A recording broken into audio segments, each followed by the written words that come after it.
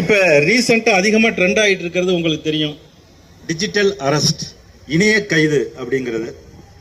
பல்வேறு இடங்களில் இந்த இணைய கைது அப்படிங்கிறது மூலமாக பண பறிப்பு, பண மோசடி, இணையத்தை தவறான வழியில் பயன்படுத்தி பொதுமக்களிடம் பணத்தை களவாடிடுறது. இதுதான் இப்போது ட்ரெண்டிங்காக இருக்குது. இணையத்தில் பல்வேறு வகையான குற்றங்கள் நம்ம நடந்துகிட்டு இருக்கு. அது எல்லாத்துக்கும் சேர்த்தான் பண்றோம். சைபர் கிரைம்ங்கிறது நம்மளுடைய கான்செப்ட். அதுக்காக தான் 1930 அப்படிங்கிற இந்த விழிப்புணர்வுக்கான தொலைபேசி என்ன நம்மளுக்கு அறிமுகப்படுத்தி இருக்கிறாங்க. ஆனா இப்ப ட்ரெண்டிங்கா இருக்கிறது, ஆப்டா நம்ம பேசணும்னா இந்த இணைய கைது. எனக்கு தெரிஞ்ச என்னுடைய நண்பர், அவருடைய வீட்டிலேயே அவங்களுடைய பொண்ணுக்கு ஒரு கால் வருது.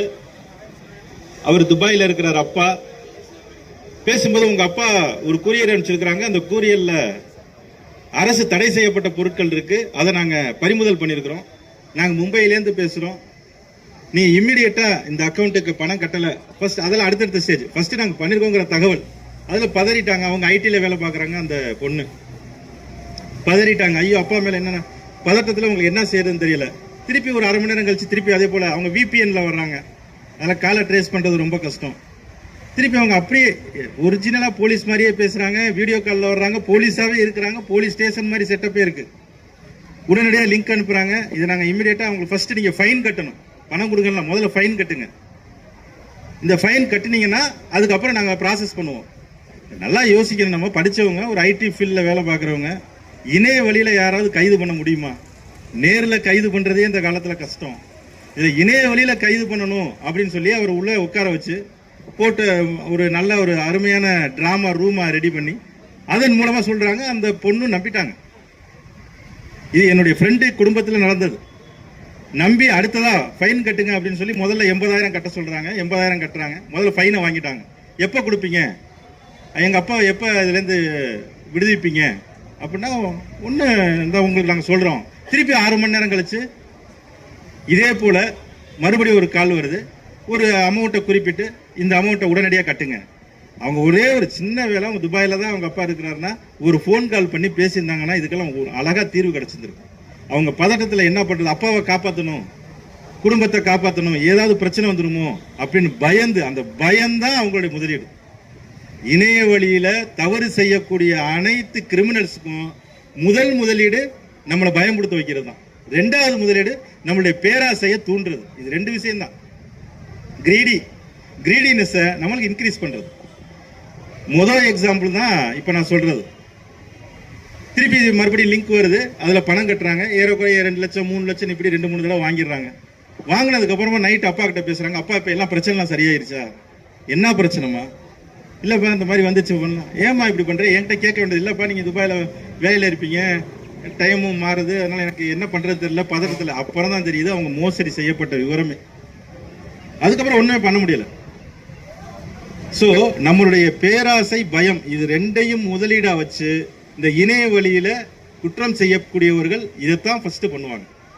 நம்ம படித்த மாணவர்கள், படித்த மாணவியர்கள் இருக்கீங்க, உங்களுடைய குடும்பத்தார்கிட்டையும் சரி, உங்களுடைய நண்பர்கள், உற்றார், உறவினர் அனைவரிடமே பயம், பேராசை, இது ரெண்டை வச்சு எப்ப கால் வந்துச்சுனாலும் கன்ஃபார்ம் பண்ணுங்க. ஒரு தடவைக்கு 2 தடவை அப்பாட்ட கன்ஃபார்ம் பண்ணலாம், அண்ணன்ட்ட கன்ஃபார்ம் பண்ணலாம், பக்கத்துல ஃப்ரெண்ட்ட, அத்தனைக்கு மேல அதுக்கு தான் 1930 ஒரு டவுட் கூட கேட்கலாம். இந்த மாதிரி வருது அப்படின்னு சொல்லி நீங்க உடனே தகவல் கொடுத்தீங்கன்னா அது தொடர்பா போலீஸ் தன்னுடைய விசாரணை செய்யும். இது முதலாவது உதாரணம். இரண்டாவது உதாரணம் எனக்கே நடந்தது. நான் கூடுதல் ஆட்சியரா இருக்கிறேன், அதாவது அடிஷனல் கலெக்டர். அப்ப கலெக்டர் பக்கத்து சாம்பர், நான் அடுத்த சாம்பர். எனக்கு வாட்ஸ்அப்ல ஒரு கால் வருது. அந்த கால்ல என்னுடைய கலெக்டர் என்ன டிபி வச்சிருக்காரோ அதே டிபி, ஆனா எண் மட்டும் வேற, அது தொலைபேசி எண் மட்டும் வேற நம்பர் வருது. ஏன்னா அது கலெக்டர் டிபி வச்சு ஒரு வருதுன்னு பார்த்து ஃபர்ஸ்ட் மெசேஜ் என்னுடைய பேரை சொல்லி, என்ன வேலையெல்லாம் முடிச்சிட்டீங்களா? அவங்க தெரியுது இல்லை, எல்லாம் கரெக்டா ஐடென்டிஃபை பண்றாங்க. வேலையெல்லாம் முடிச்சிட்டீங்களா, நான் சொன்ன டாஸ்க் எல்லாம் முடிச்சிட்டீங்களா அப்படின்னு வரிசையா வருது. என்ன இத்தனைக்கு நாங்கள் 2 பேரும் அப்பதான் பேசிட்டு வந்தோம், என்ன திடீர்னு வருது அப்படின்னு சொல்லிட்டு நான் சரி ரைட்டு பேசாம வச்சிருந்தேன். திருப்பி அடுத்த 10 நிமிஷம் கழிச்சு இமீடியட்டா இந்த வேலையெல்லாம் முடிச்சுட்டு எனக்கு ரிப்போர்ட் பண்ணுங்க, இந்த வேலையை நான் ஒரு அசைன்மெண்ட் கொடுக்குறேன், அந்த அசைன்மெண்ட்டை முடிக்கிறதுக்கு உதவி பண்ணுங்க அப்படின்னு அபிஷியல் பேசுற மாதிரியே வந்துகிட்டு இருக்கு. நானும் இப்பதானே பேசிட்டு வந்தோம், சரி நெக்ஸ்ட் போய் பேசிக்குவோம் அப்படின்னு சொல்லி நானும் ரிலாக்ஸா அடுத்தடுத்து நான் என்னோட வேலையை பார்த்துக்கிட்டு இருந்தேன். அரை மணி நேரம் கழிச்சு மறுபடியும் மெசேஜ், நான் ஒரு லிங்க் அனுப்புறேன், இதை அர்ஜென்ட்டா கட்டிட்டு நீங்க எனக்கு வாங்க. அப்பதான் நான் சுதாரிச்சேன். நேரா பக்கத்து சாம்பர் தான், கலெக்டர்கிட்ட போய் பாருங்க, உங்க டிபி உங்களுடைய போட்டோ நீங்க என்ன Facebookல இருந்து அப்படியே எடுத்துக்கிறாங்க. அழகா எடுத்து அவர் பேசுற மாதிரியே பேசி என்னைய மிஸ்கைட் பண்றாங்க. அப்புறம் நாங்க 2 பேரும் பார்த்து இமிடியேட்டா போலீஸ்க்கு தகவல் கொடுத்தா அவனை ட்ரேஸ் பண்ணவே முடியல. அப்புறம் இமிடியேட்டா பிளாக் பண்ணுங்க, நம்பரை பிளாக் பண்ணுங்க அப்படின்னு சொன்னதுக்கு அப்புறம் எனக்கு போலீஸ் காவல்துறை நம்பரை பிளாக் பண்ணுங்க செல்போன்ல இருந்து, ஏன்னா மற்ற டேட்டா எல்லாத்தையும் எடுத்துருவாங்க அப்படிங்கறதால இமிடியேட்டா நம்பரை பிளாக் பண்ணேன். இது எனக்கு எப்படி, அதாவது ஈவன் என்னுடைய கலெக்டர் சொல்றாரு அப்படின்னா கூட அதை கேட்டு தெரிஞ்சுக்கணும் அப்படின்னு ஒரு எனக்கு தோணுச்சு.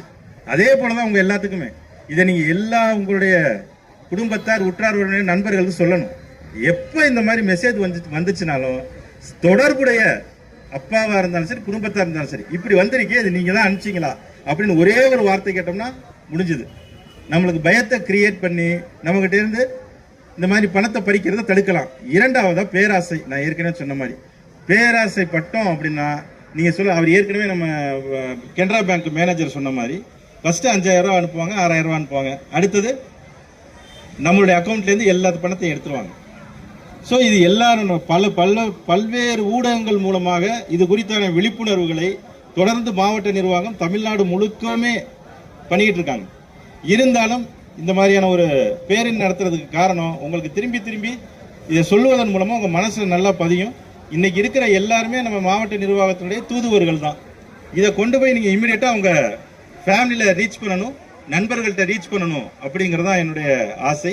எனவே இதை நீ ரீச் பண்ணுவீங்க அப்படிங்கிற நம்பிக்கையோடு உங்களை எல்லாம் சந்திப்பதற்கு இப்படி ஒரு நல்ல வாய்ப்பினை கொடுத்த காவல்துறைக்கு என்னுடைய மனமார்ந்த பாராட்டுகளையும், அதே போல நிறைய ஏற்கனவே ரெக்கவர் பண்ணி நாங்க பொதுமக்களுக்கு சேர்த்திருக்கோம் அப்படின்னாங்க. அதே போல ராஜஸ்தான்ல போய் 22 லட்சம் ரூபாய் இதே போல சீட் பண்ணிட்டு போனவங்களை பிடிச்சிருக்கேன் அப்படிங்கிற தகவல் இன்னைக்கு எஸ்பி கொடுத்தாங்க. உண்மையிலே என்னுடைய மனமார்ந்த பாராட்டுகள். பட் நிறைய நம்ம இது மாதிரி இழந்திருக்கிறோம். அப்படி அந்த இலக்கணத்தை தடுக்கிறது தான் ரொம்ப முக்கியமே தவிர திருப்பி பணத்தை பெறுவதுங்கிறது ரொம்ப கஷ்டம். பல்வேறு ஸ்டேட்ல போய் அவங்கள பிடிச்சி கொண்டு வர்றதுக்கு எவ்வளவு முயற்சி தேவை, எவ்வளவு பண விரயம். ஸோ நீங்க மாணவர்கள் அனைவருமே இதை தொடர்ந்து உங்களுடைய குடும்பத்தாருக்கும் நண்பர்களுக்கும் இது குறித்த விழிப்புணர்வை ஒருத்தர் மினிமம் 10 பேருக்காவது நீங்க சொல்லணும். அப்பதான் இது வாய்மொழியா பரவி நம்ம இந்த மாதிரி ஆட்படாமல் இருக்க வேண்டும் என்று இந்த தருணத்தில் கேட்டுக்கொண்டு மீண்டும் ஒரு முறை என்னுடைய மனமார்ந்த வாழ்த்துக்களை தெரிவித்துக் கொள்கின்றேன். நன்றி, வணக்கம்.